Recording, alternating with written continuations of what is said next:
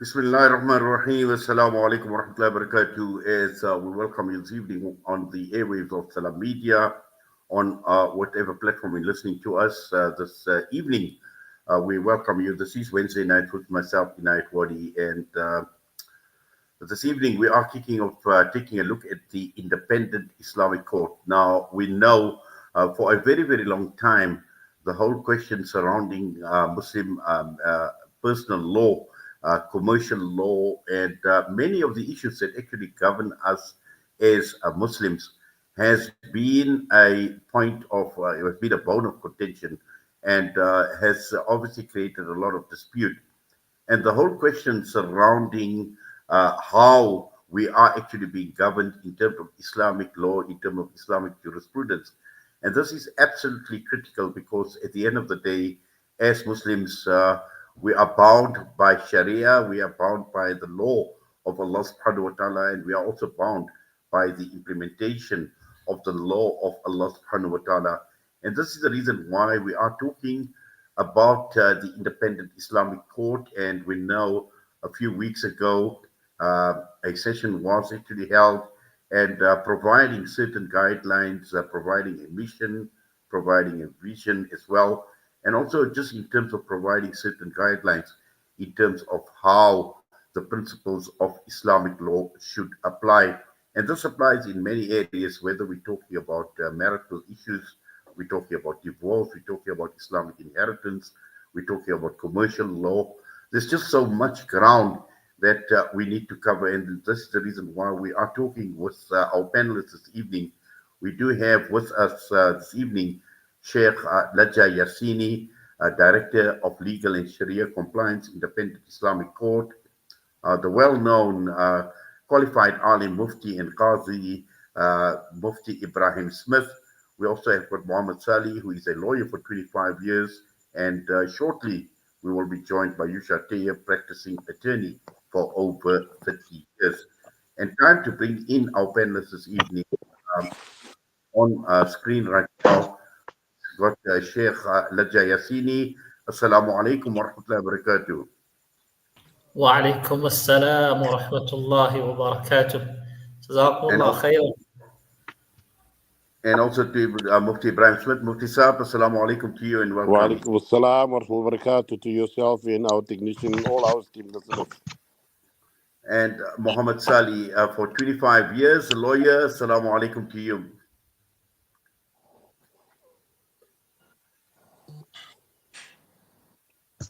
Okay, all right. I'm sure Mohammed Sali and Yusha Tayyib will be joining us very, very shortly.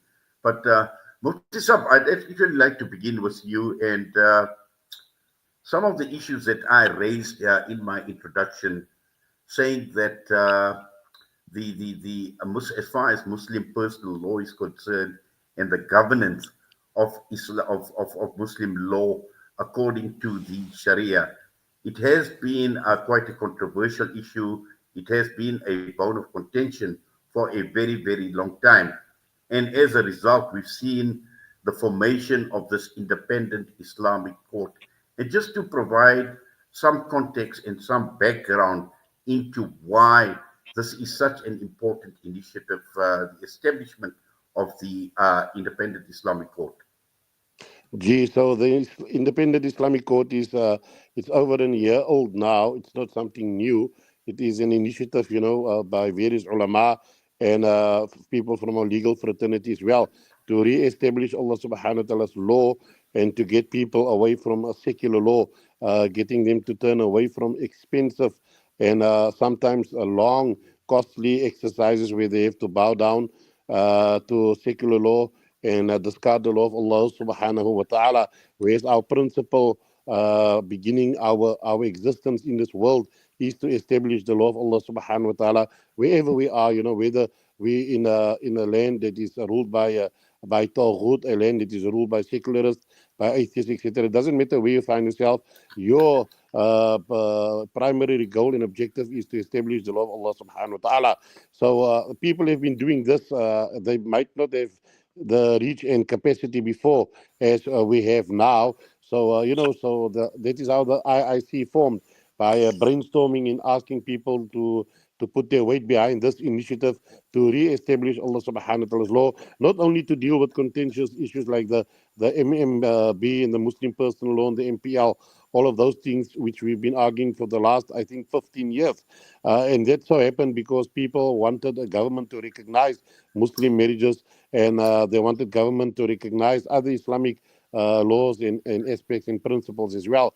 And I think that was our first failure, asking non-believers to recognize something that Allah subhanahu wa ta'ala has divinely revealed that does not need any recognition, you know. So for a piece of paper, sometimes marriages bill, or at least the recognition of that, we would subject Allah subhanahu wa ta'ala's law to kufr, to democracy, and a host of other things at the end of the day, not realizing the magnitude of our actions, and sometimes these things can expel us from Islam. So that is how the IIC briefly formed, you know, and we got together and we told the people that we need to assist and support them wherever they can. And the doors opened just over a year ago. And all those things that you've mentioned, the commercial law, business law, law of succession, the solution of marriages, all of those things, those are services that are offered by the IIC that comprises an expert panel of ulama, and they give ruling, and they adjudicate in these matters based upon how the people approach the court. Just briefly, you know, to mention one or two things is that if a person comes forward and says that he's a Hanafi or a Shafi, etc., those are things that are on the application form, boxes that they have to tick, and then the ruling will be given likewise according to whichever way, madhab, or path the person follows. And all of these services currently, it is free of charge to the Muslim community. G. Jazakallah khairan for that, Mufti Saab. And let's just bring Sheikh Laja Yasini. Now, Sheikh, you know, I've just looked at your CV, and obviously very, very impressive in terms of your educational qualifications, in terms of understanding the law as well, your membership of various organizations, and the various positions that you served as a legal advisor in many, many areas of Islamic law and Islamic jurisprudence. And just to understand some of the issues with regard to the complexities from a legal perspective and looking at the services of the Independent Islamic Court, particularly in a country that is governed, you know, by a constitution, and looking at the Independent Islamic Court, and also, you know, providing the services that Mufti Saab has spoken about. No, Jazakumullah khairan wa barakallah fikum. And I know the CV may say a lot of things. I'm still a student, especially of Mufti Saab and other scholars in this beautiful country, Alhamdulillah. I think one of the most important characteristics of the Independent Islamic Court is that call to say we have an obligation to follow the constitution that was revealed by Allah subhanahu wa ta'ala. Then anything that is in line with what Allah has revealed, we accept, alhamdulillah. And whenever there is any sort of contradiction between what Allah has revealed and what we have wherever we are, then the revelation of Allah will always take precedence. As Muslims in South Africa, as Muslims in the world, the most important thing is that we are ibadullah, we are servants of Allah subhanahu wa ta'ala. So what does it mean to be an abd? I think our ulama on a daily basis, they remind us of a verse in the Quran where Allah says, وَمَا خَلَقْتُ الْجِنَّ وَالْإِنسَ إِلَّا لِيَعْبُدُونَ. And we believe, as our ulama have believed, that this ibadah or worship is part of, or is the primary purpose why we are here on this earth. And that includes worshiping Allah in all forms and subjecting ourselves to the laws of Allah subhanahu wa ta'ala. So this means if we have a constitution in South Africa that in any way contradicts what Allah has prohibited or what Allah has revealed, then the precedence will always be given to what Allah has revealed, because our primary obligation is towards Allah. Yes, we know that we are in South Africa, but staying in South Africa or anywhere else in the world does not remove that obligation to follow what Allah has revealed. I hope, inshallah, that answers the question. Yes, Jazakallah khairan so much for the Sheikh. And let's bring Yousha Tayob into the discussion. Yousha, assalamu alaikum to you. Walaikum salam wa rahmatullahi wa barakatuh. Yes, Yousha, we know in South Africa we've had previous attempts obviously being made with regard to, we've had institutions like the Muslim Mediation and Arbitration Council as well. And for someone like yourself, and particularly being in the legal field, I'm sure you've come across many an instance where we are talking about issues that impact on us as Muslims from a legal perspective, and just to look at some of the practicalities with regard to the establishment of the Independent Islamic Court and matters that people like yourselves would actually be dealing with, and how would the Independent Islamic Court actually address some of these issues to obviously first to give credibility to any rulings, and also at the same time in addressing the various problems that we are faced on a legal from a legal perspective, and particularly those that need specialized attention, I would say, from an Islamic perspective, and where Islamic jurisprudence and Islamic law needs to be applied. Jazakallah. Bismillah ar-Rahman ar-Rahim. So, I was also involved in the launch of the MMAC, which is still very much in existence, which still continues to do work. And I might say that I'm doing an arbitration tomorrow referred to me by the MMAC. So that institution still exists. We've had some difficulty with the participants in that process from a principled perspective. Not that it doesn't do the work it's supposed to do; it does do so. But I think the IIC is going to be substantially more focused prior even to its launch, and Sheikh Laja can deal with this. It's already seen 300 matters which they've dealt with. And ideally, the point of, as I see it, and as I understand it, is that we want to restore the deen. We want people to understand that this deen has become diluted. We've too often referred matters to a secular court, and we are all aware of numerous judgments that have been issued from lower courts, regional courts, higher courts, up to the Constitutional Court, that have caused substantial contamination, interference with the Sharia. And so ideally, as a lawyer, I'm hoping to refer Muslim clients to this court in order for their matters to be adjudicated according to Islamic law, purely.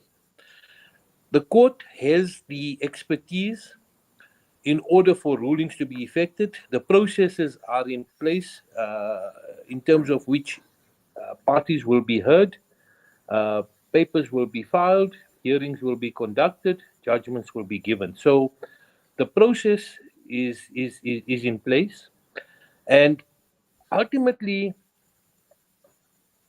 the dilution of the deen, as I see it, it's one of the topics we must talk about, dilution of the deen. So one, the deen has been diluted, and the purpose of referring matters to this court is going to be to restore the Sharia law and to make that available, and hopefully to make the judgments available, so people understand and come back to the deen in their obligation to Allah, which is the only obligation.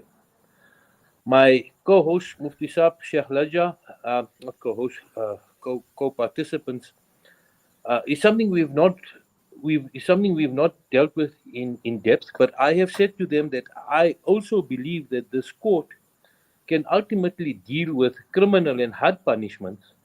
There may be a difficulty in the enforcement of them, but the example that I use, if you would give me a few seconds, is when we miss Fajr Salah, when we miss Fajr Salah in congregation, there's that irking feeling that irritates you all day, even though you've made the qada of it. And so everything in the Quran, everything in the Hadith is a commandment. And so when we breach the others, we ought to be feeling the same way we do when we miss a salah, a compulsory salah. And for me, this court, and I'm hopeful, is going to be able to establish that reality so that people understand the concepts around justice in this deen, concepts around riba in this deen, concepts around parting in kindness in this deen, concepts such as men being responsible for the maintenance of their children wholly to the complete exclusion of women, and all those concepts to come back into existence, because we've taken selectively what we want to apply from the deen, and that is wrong. There's a verse that says you need to enter it completely, and there's a verse that says Islam is submission. So, inshallah, the intention behind this court is to undilute it, restore it to what it was, and conscientize the populace that this is the law, and there's a facility available to enforce those laws. I hope I've answered. Yes, you have Jazakallah for that, Yousha. And I'd just like to bring Mohammed Sali just to get his views as well. Mohammed, assalamu alaikum wa rahmatullahi wa barakatuh to you once again. And obviously, Yousha has, painted quite a comprehensive picture, which obviously needs a lot more analysis. And just looking at it from a legal perspective, and Yousha talks about the establishment of justice according to the law of Sharia, according to the law of Allah subhanahu wa ta'ala. And the same question I'd like to ask to you as well, because as someone from the legal fraternity faced with the day-to-day issues that we as Muslims are actually faced with, just to get your perspective on how do you see the IIC addressing all these issues that we are faced with on a daily basis. Assalamu alaikum wa rahmatullah. Inayat and the listeners and my co-participants. I apologize, I had some connectivity problems, so I missed the start of the show, but Jazakallah for including me now. So what we've got to look at is the background first, okay, and the need for the IIC. And we have a system in place which is very much an imperfect system. The whole nature of our secular legal system is that, in the sense that it's forever changing, it's influenced by so many factors, different factors, outside factors, by different role players, by different parties and groups, liberals, modernists, by people with ulterior agendas and different motivations, by societal norms, and all these sort of issues erode the moral and principal fabric of society.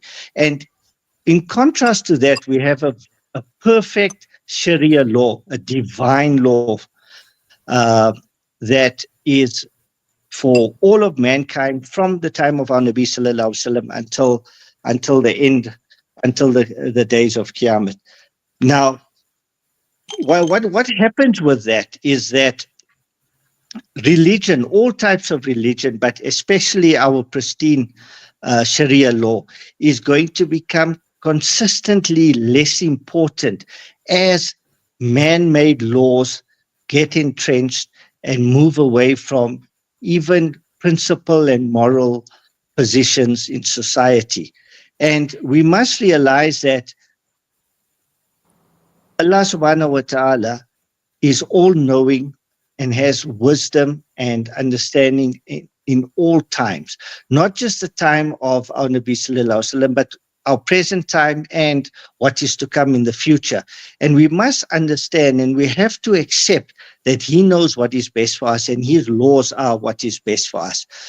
And the secular legal system, if you ask anybody who's had to delve into the legal system, ask an employer whose employee was caught stealing, was fired, and takes him to the CCMA, and then he has to pay some sort of fine, whether it's a nuisance fine or a poor arbitration award, and he then has to pay a fine when he's done nothing wrong.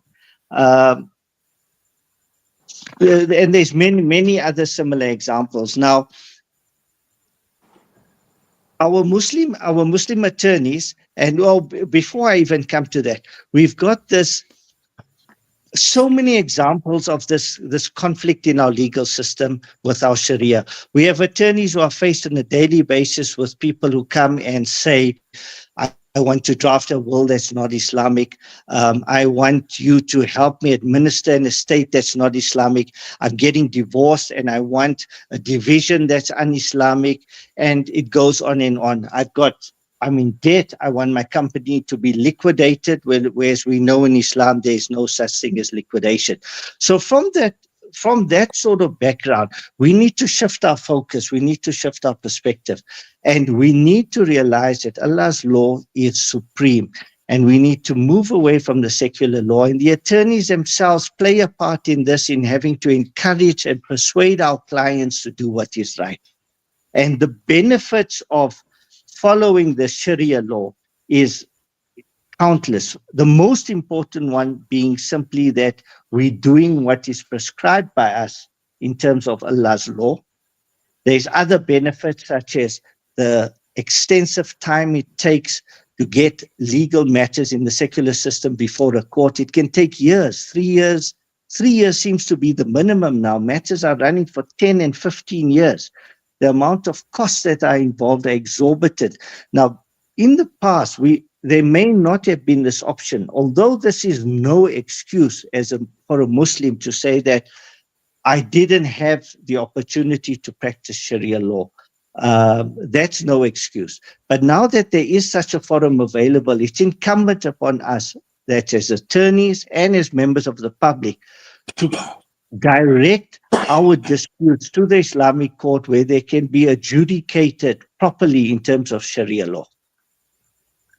Yes, Mohammed, in fact, thank you so much for that. And I think just to bring Mufti Saab back into this discussion, Mufti Saab, it is clear from what both Yousha and Mohammed have been saying, and talking about the secular system, talking about the erosion of the moral fiber of society, and just looking at the services that the Independent Islamic Court, I've just got the brochure looking at things like matrimonial services, talaq services, Islamic inheritance, commercial, business matters, other community-related issues. That is just one aspect. But what Yousha is saying, and he's talking about restoring the deen. He speaks about the deen being diluted, about contamination of the Sharia, and again, coupled with what Mohammed Sali has had to say with regard to the erosion of the moral fiber of society. And we're already starting to see this erosion with other laws that have been introduced within the secular system. For example, same-sex marriages. We're talking about the LGBTQ agenda that is playing out. We see how this is creeping into our education system. All of this, and I think this is exactly what both Yousha and Mohammed are actually articulating as well, that there's more to this independent Islamic court than just providing certain services like perhaps matrimonial, talaq, commercial matters as well. There is a bigger picture that we are looking at here, Mufti Saab. Gee, Inayat, I agree with my co-participants, and especially what Yousha is saying. So basically, we've been observing this, and there's more worse to come. Allah protect us, Allah protect our communities. There'll be more draconian laws coming soon also, things we're not telling the public and the people, because we still want them to sleep peacefully at night. So eventually we have to prep people for the return of Sharia, for the return of Khilafat, for rule under a Khalifa. All of that will be happening in the very, very near future.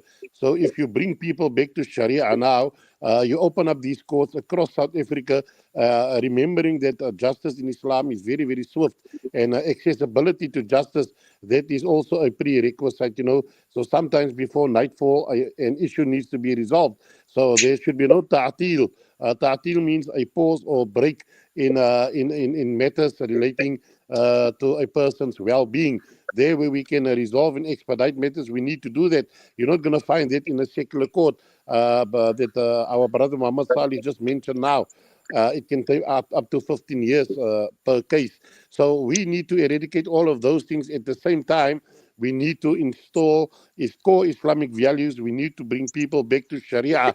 When you omit Sharia from any community, then you open that community up to following draconian laws, to following Taghut. Taghut is satanic laws, demonic laws, that promoted by Shaitan himself.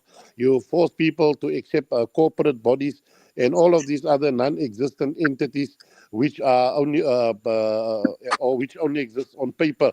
So eventually you have to prep people, you have to prep the Muslim community now already by establishing Sharia courts to live under a khilafat, to live under Sharia law, to give them the taste how beautiful Islam is, and how to inculcate this in your life.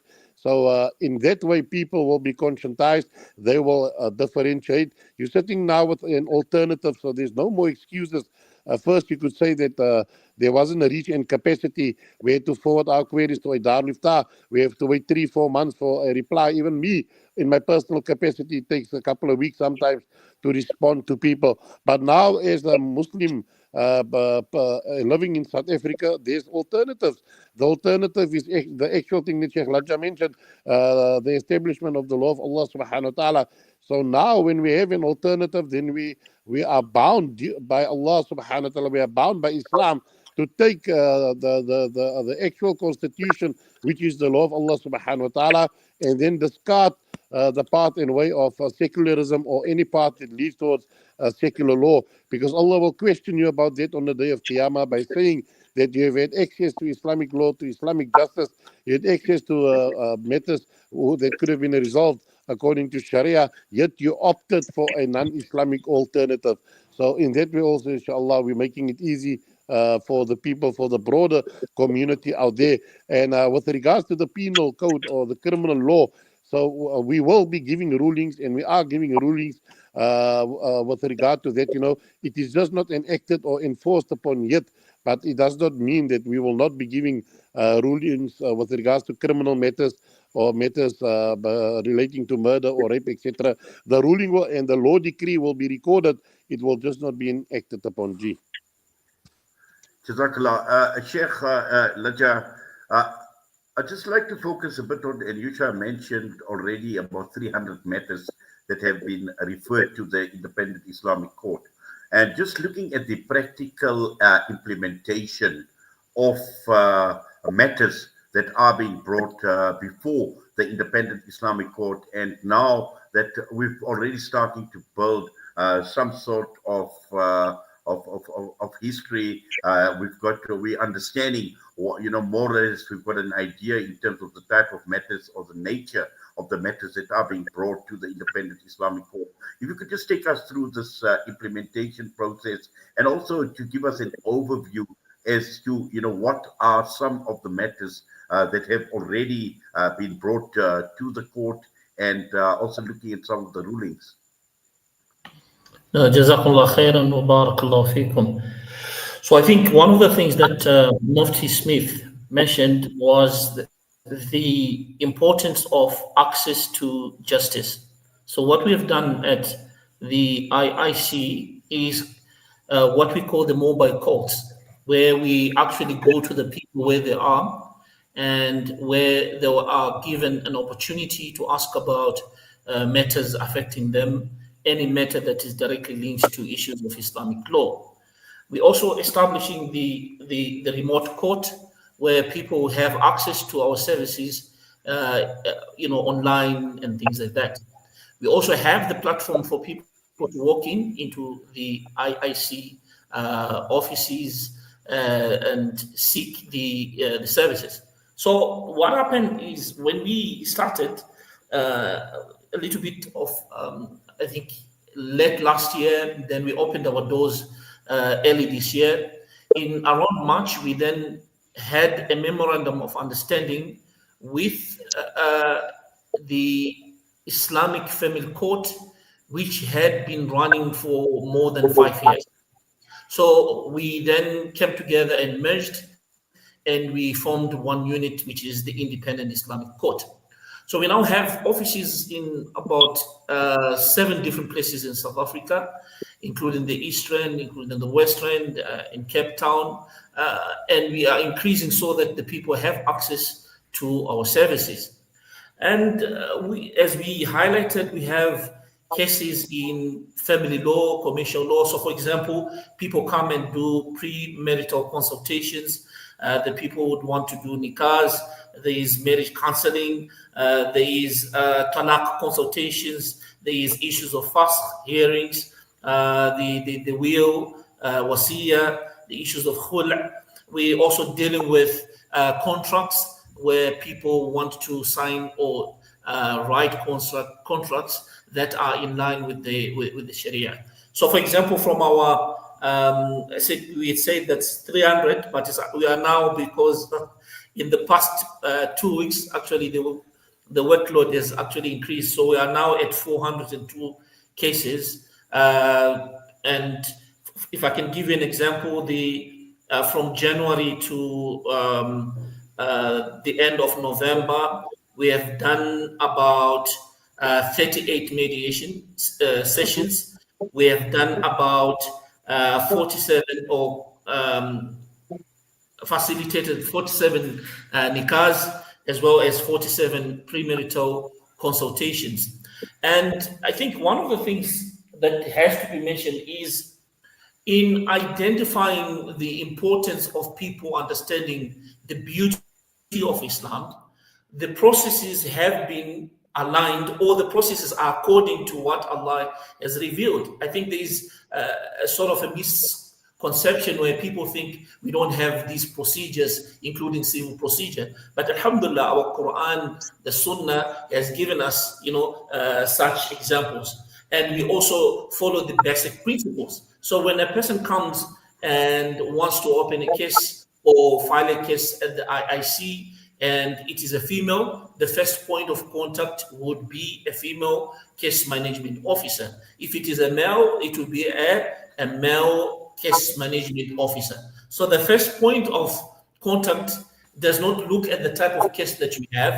It looks at the gender, so that you are comfortable with opening that particular case, or us assisting you in that particular regard. And lastly, what I would say is we also have simple access to our services. So, for example, we do conference calls.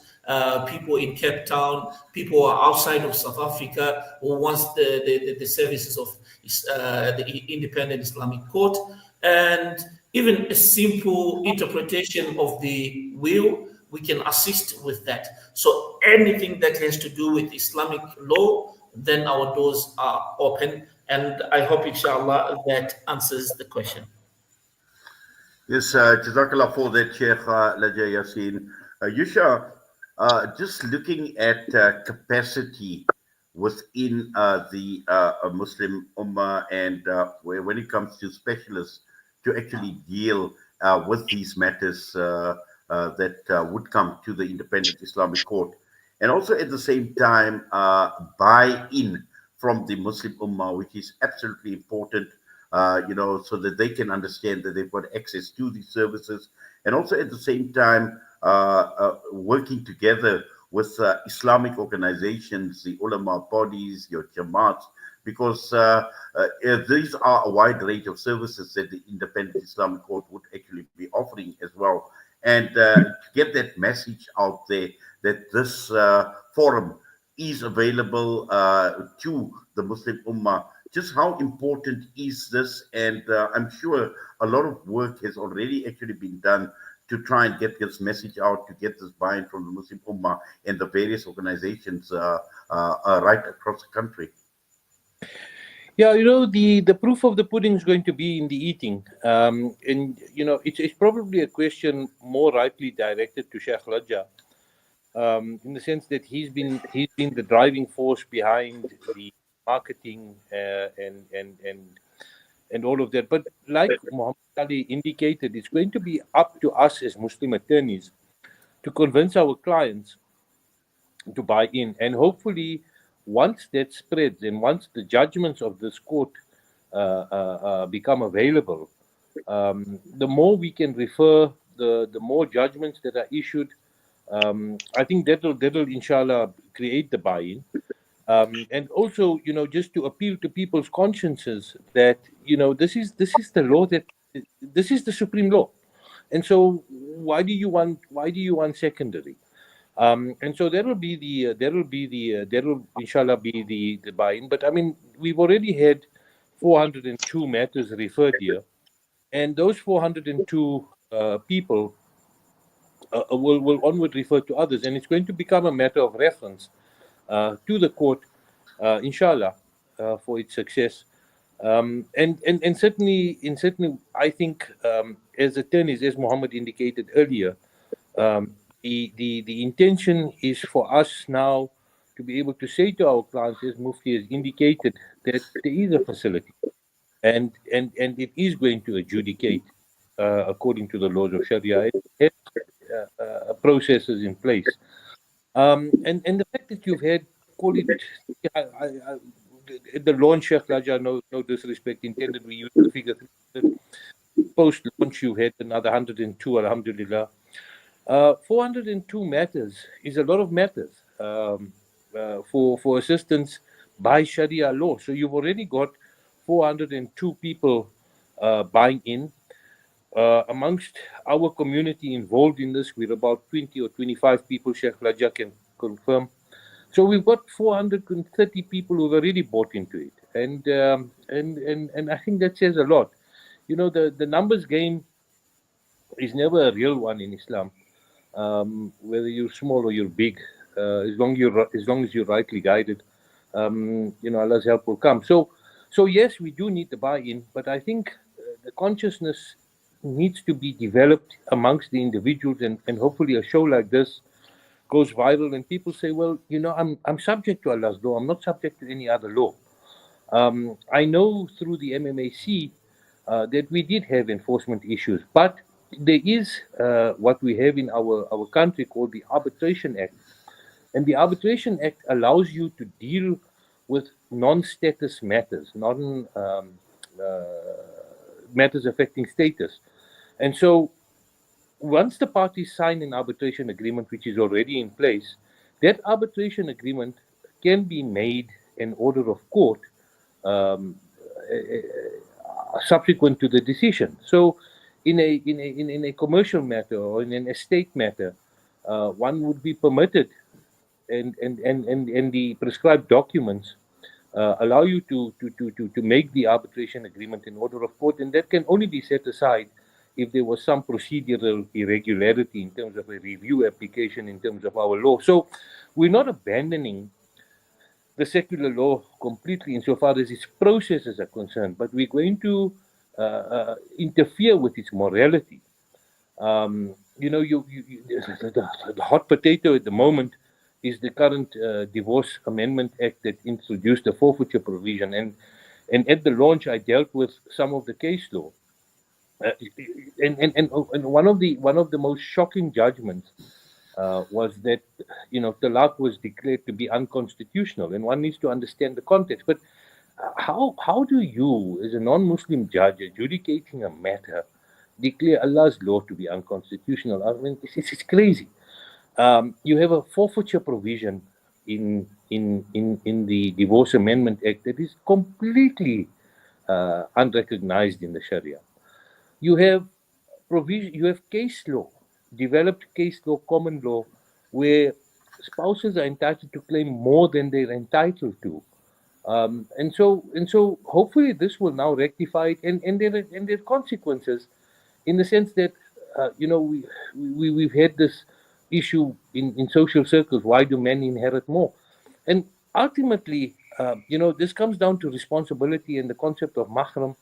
And so this court is going to be able to make those pronouncements.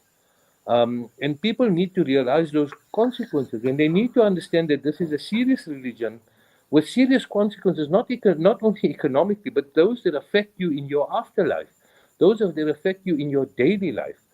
And so ultimately, if people are committed to this deen, as we should be, because it's a deen of submission, then we need to understand it.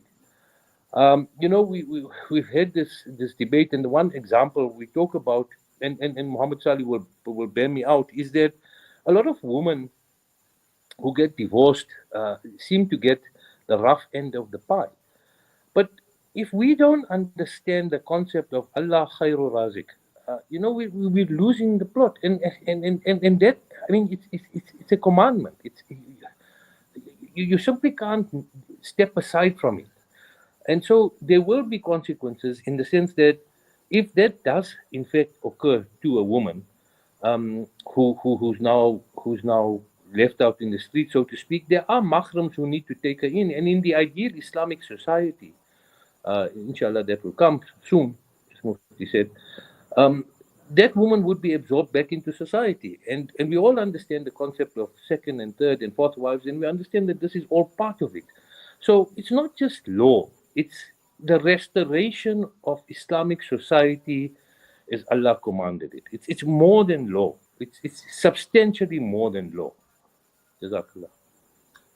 Jazakallah for that.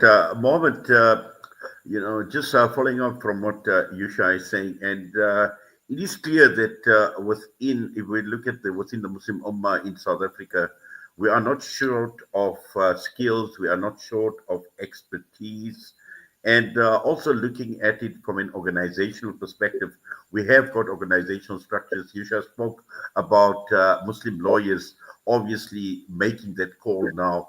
You get a matter coming through to you and says, you know what, this matter needs to go to the Independent Islamic Court. And we've got organizations, we've got the legal fraternity, we've got the Muslim Lawyers Association, we've got accountant organizations. We've got all of this in terms of structure. So structurally, we have got these professionals. We've got the ulama bodies as well, from an Islamic jurisprudence perspective as well, to provide assistance and guidance as far as these rulings are concerned.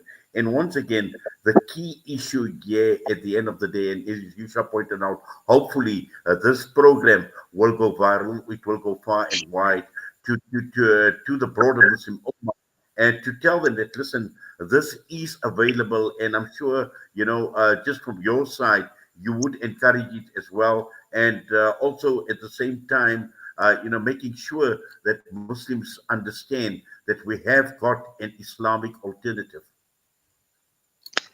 Yes, 100%. Well, it's not just the legal fraternity. I think the ulama also need to be involved here. You get a lot of localities where the first port of call, where there is an issue, whether it's an assault that happened between neighbors, whether it's a divorce matter, whether it's even a question of somebody owes you money. Many times, some of the locals will turn to their imam in the masjid.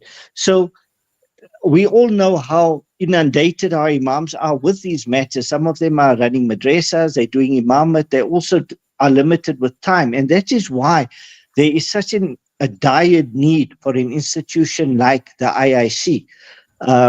Because I believe that most of the referrals will come, yes, from attorneys and also from the ulama, to say there's this organization, it's cost effective. In fact, it costs nothing.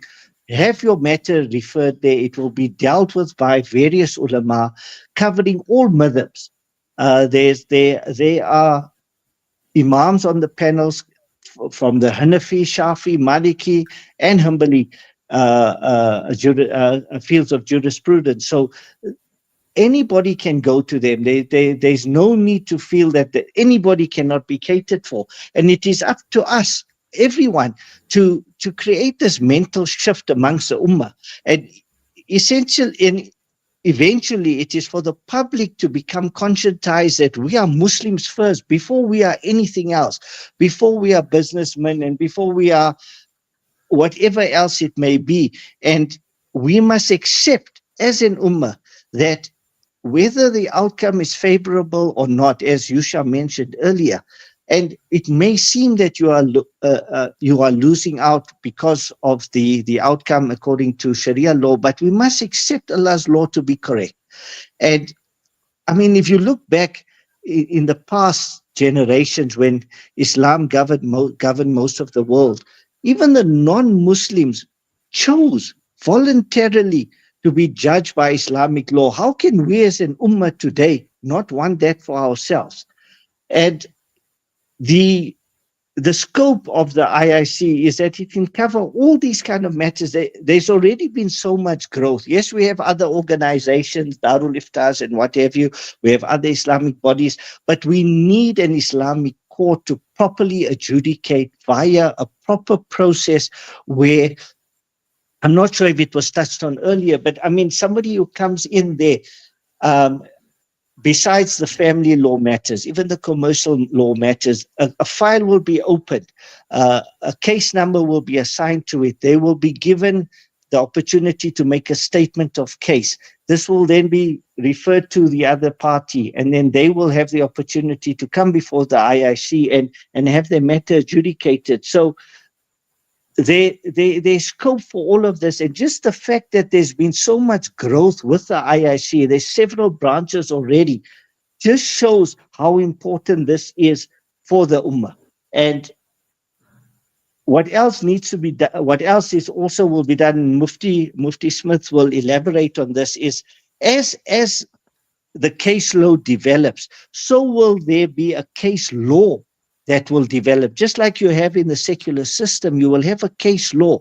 And what the Ummah must also realize, I mean, at the launch, one of the attorneys spoke about, in particular about a labor law matter.